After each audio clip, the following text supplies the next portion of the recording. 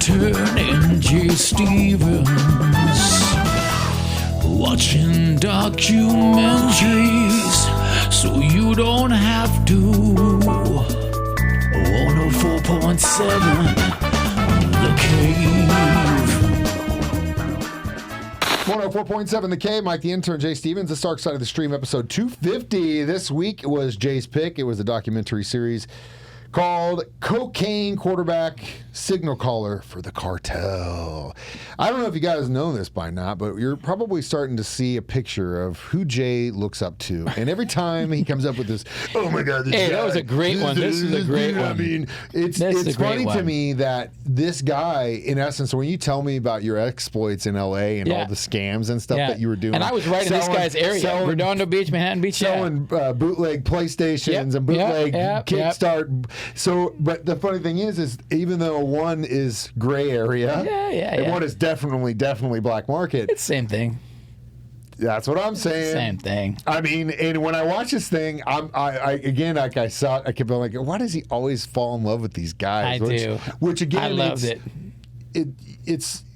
It's hindsight, because it's 50-50 at this point. He's out of prison. He's done his time. Spoiler alert. Well, yeah, of course. He didn't get killed by the cartel. He didn't get killed by someone that was. He's going to get a new hustle going, I guarantee it. He is very good at boom, boom, boom, boom, making stuff happen incredible. Yeah. He just went the dark path instead of the business path, or the healthcare industry path would have been the same thing. Or the gray path, or the taking your shirt off. Although I do have one bone to pick with the people that made the show. Cocaine Quarterback. Okay, he was not a quarterback. He was. Okay, wait a minute. Yes, he was. He wasn't a starting quarterback, but he was the backup quarterback for the Sooners when they won a national championship. Sooners for Oklahoma. Before USC? After USC, he was the backup for the Sooners, and when they won a national championship, and then he was done. Oh, they didn't even talk about the Sooner part at all in this documentary. He wasn't. It wasn't like he wasn't like a. He wasn't. I thought this guy was just a linebacker. When Oklahoma won in 2005, he was their backup quarterback. So he has a national championship ring, even though he wasn't a starter. He was on USC before Oklahoma, he was a quarterback for USC.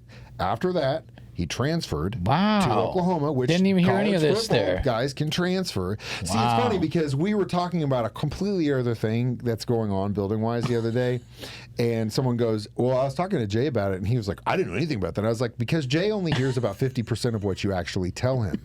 I did tell him for everything, but he only retains half of it. Yeah. So you actually have to tell him twice in the hope that the second time he hears it twice. That's what I tell my baby mama. That's what I tell my girlfriend. I tell my kid. I have to make. You have to tell me several times because I got a lot going on. That's an excuse, and it's not a good excuse. That's a good segue. He was a backup quarterback. He didn't start, but he still was on the team when they got a national championship. That was it. He was done after that. But while he was... why are we getting into this? Let's take a break. We'll come back and talk about it next. Dark Side of the Stream on 104.7 The Cave. Jay Stevens, Mike the Intern, back in the studio. It is Dark Side of the Stream, episode 250. It's Cocaine Quarterback. So, anyway, while we dispute about where he was a backup for the Sooners when they won in 2005, 20 years ago. But he, again, from the consistency that you get around the guys that he knew while he was in college football, he's a good team player. He's a good guy to have on your team. Yeah. I mean, he might not have been the most talented guy on that team, but when you get you get selected to play with colleges like USC, that's top notch, man. You have to be really good. Now, that is why the transfer portal exists, is so that a lot of these teams that have 5-star players that are like a backup of a backup, that gives them a chance to then transfer. Hey, I got to go start somewhere. I got to start, so that hopefully they can get drafted. Sometimes it works, sometimes it doesn't, but the good part about the transfer portal is that. The bad part is it also is dictated by money and how much money the university has and all that stuff. Yeah. We're not going to get into that. We can talk about that on a sports station. But right now, while he was in the USC program, college program, he starts making runs to Tijuana for steroids. He also gets connections with the cartel about, because they're in USC, so he's in Southern California. Bro. It's just a hop, skip, and a jump over the border. Get whatever you want in a pharmacy, come back. Well, eventually he starts getting more than just steroids. He starts getting pain pills and pain stuff. It sounds like he could get anything if you needed something, he could get you. And he uses connections to do that. But then it wasn't like he just went from college football player partying all the time and he uses those connections and starts an enterprise. He actually tried to make a legitimate career out of being a real estate agent. Real estate, using his USC credentials. Kind of like those guys do. A lot of guys. An insurance guy. There's a guy at Lake of the Ozarks, Jason Whittle or whatever, former football player. Anyway, he's got billboards up there. Just like you. He's got billboards up there for his real estate business. I'm probably hot as well. Probably hot as well. You didn't see a look in his eyes, though. I saw it. All right. For such a great poker player. I give away. That's why I play online. That's why I play online. He's gonna wear those oogly. He wears those giant this skeleton eyes. These ones that hang out, gling, gling, gling, gling. See him over there. All right. Anyway, so it wasn't like he got into this because he was just like, I'm going to start selling drugs. It was through necessity because just like everyone else in 2008 that was in the world of real estate, most everyone lost their job. Took a dive, right? Because of the bubble. Yeah. And he wanted to keep that lifestyle going, the party lifestyle. All his teammates were millionaires and in the NFL, and he's like, man. How do I do this? Well, he ends up going back to the cartel. And instead, this is the part of the story that I thought was interesting because when I go into this, I thought that he was essentially just running drugs into the United States. No, Cartel says, bud, you're going to Australia. Yeah, boy, I don't know what they saw in him just through text messages. Probably what we see. But through text messages, like he's a hustler for sure. But what do you have to lose as a cartel? I mean, you take a gamble. You throw him out there. Cartels lose millions and millions Once of dollars the guy of product all the time. showed, though, that he could do it, then they were like, we got a hustler. Yeah, we'll talk about what he was doing in Australia and how in some of the actually pretty ingenious ways they were laundering money next. Dark Side of the Stream on 104.7 The Cave. Mike, the intern, Jay Stevens in the studio. It's Dark Side of the Stream episode 250. We're discussing Cocaine Quarterback on Amazon Prime, right? Yeah, Amazon Prime, yeah. So, anyway, we got our buddy Owen down in Australia, down under, and if you don't know this, illicit drugs, specifically in Australia, are a lot more expensive than they are in the United States. I didn't know that. I didn't know it was so hard to get it in and out. It's hard to get in, and it's also an island, and it's also, you can't, it's not like you got a bunch of drug labs in Australia. That's all being imported. Sounds like the drug laws are a lot stiffer, too. They are. The laws in general, which is Australia is such a crazy, beautiful place, but then it's like literally anything can kill you, and the laws are like, if you get caught, you're done. You could be in a lot of trouble. So anyway, he starts running illegal drugs. The first thing that he did, which I thought was ingenious to launder money, was the Ugg boots.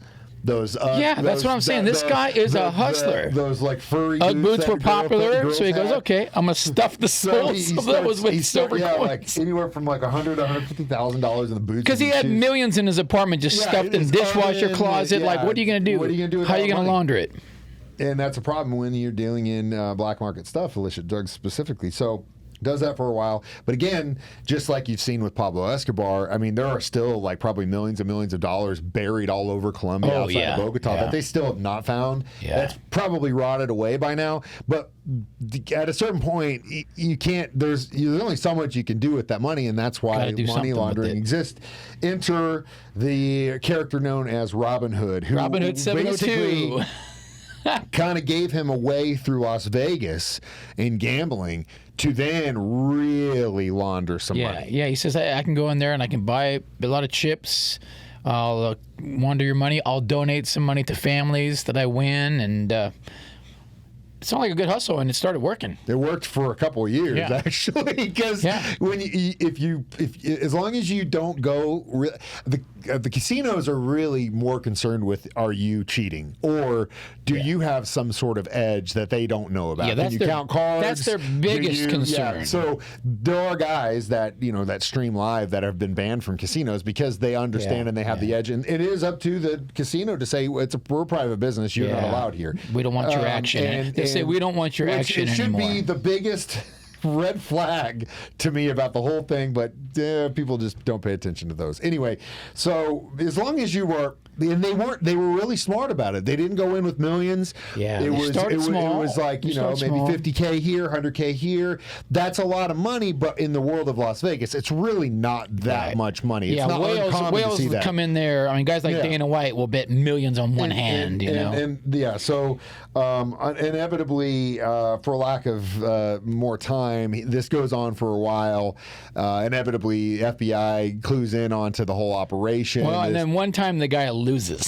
That part of it. So now this guy owes the cartel $4 million or something. But again, I can see the cartel has to. I don't know. I guess I don't understand. Like, when you're in that position, you would hope that with like trafficking, the cartel, I'm sure, understands that there's always going to be a P&L for their ins and outs. Like, they have to understand that $20 million worth of product a year is going to be seized and or destroyed by the government. I'm sure more than that. That they're trying to get it into. Yeah. Maybe more, maybe less, whatever that is. And it's part of doing business. That has to be part of doing business. The same should be said about when it comes, like, maybe they just said, you figure it out, it's up to you to figure it out. But at the same time, like, if I was in that position, and maybe that's why I'll never be in a position like this, like, I would come to you as a cartel guy and say, here is my plan. Here's what happened, dude. Understand? No. Before that, I'd lay it down. I'd say, this is the best way I think we can do this. Understand, though, that there is going to be a level of chance, and you got to be cool with me. If something you're going to have to understand that if he goes in there and loses $600,000, that's a good way to do it. That's a good way to do it. You guys, are we good? Now, I will show you.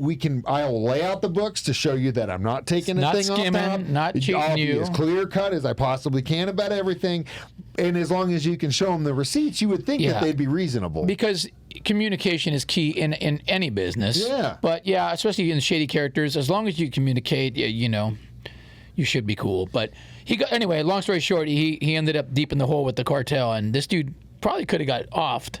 Both these guys probably could have got off. Robin Hood, too. The fact that they actually, after the money was lost, he still went down there and met with them, and then had to go work it off sat there in the United States. Can you imagine the sweat on that meeting? I think he was just probably, as soon as he could walk into a Federal Bureau of Investigation office and say, hey, man, I'll flip, just put me in, I don't care what it takes. That's probably the smarter move. Probably what he was doing, because, I mean, how are you going to work off that kind of debt? I don't know. It would be tough. Either way, we'll come back with our reviews of this next Dark Side of the Stream on 104.7 The Cave. Jay Stevens, Mike the Intern, back in the studio one more time. It is Dark Side of the Stream, episode 250. Again, this week was Jay's pick. It's Cocaine Quarterback on Amazon Prime. I give it a solid 3.5. Yeah, I'm going to give it a 4.5. I loved it. I thought it was great. Jay was going to have this guy's baby. I just love crazy life stories. Like, and this was just a crazy life story. It's like, are you kidding me? Are you kidding me? Are you kidding me? Yeah, it's good. He's lucky. And the guy walked on it. Literally. USC. Never played football in his life and walked onto the football team, dude. But again, like I said, you can see that there's levels of talent in there. And even though there are guys that play that, I mean, God, Christian Okoye had never put on a football uniform in his life. He was a track star until he was drafted in the NFL. It happens all the time. So you see athletic talent. Because this guy did have a high vertical or whatever. And you can see it. And so you can teach him. I think he was a volleyball player. He was a very good volleyball player. And that's how he got to USC. It makes sense why you would say, wait, you should try this. Wow. Again, 3.5 next week for Dark Side of the Stream is a documentary I've been waiting for a month to come out. What is this? It's called I Like Me. It's the story of John Candy. It is also on Amazon Prime. It comes out on the 10th. Okay. And so we're going to watch that. And in the previews, it's actually directed and produced by Colin Hanks, son of Tom Hanks. Oh, yeah. It's got I've met him with before. Bill Murray and a bunch of other people. And just the intro with Bill Murray tearing up just talking about him. If you can make that guy cry, I don't think we're going to be holding it in either. So it's going to be interesting to see his life and what he contributed to film and comedy. Right. John Candy on Amazon Prime. I Like Me. As always, you can watch us do this live on Facebook or YouTube every Thursday at 9 a.m. Then we replay it during Jay's show at 6 p.m. You can listen to it during my show at 9 a.m. as well, or as a podcast for free on our 104.7 The Cave app. I'm Mike the Intern. That's Jay Stevens reminding you. We watch documentaries, movies, so you don't have to. It's Dark Side of the Stream on 104.7 The Cave.